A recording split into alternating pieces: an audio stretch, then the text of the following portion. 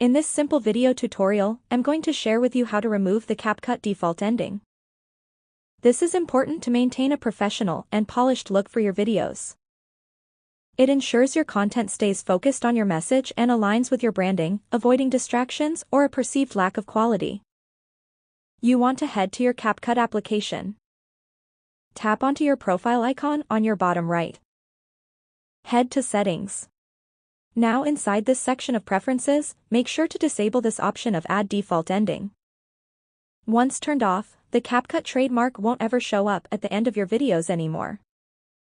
This small adjustment enhances the overall viewer experience and reinforces your creative or professional identity. Well, that's how easy it is to disable CapCut default ending.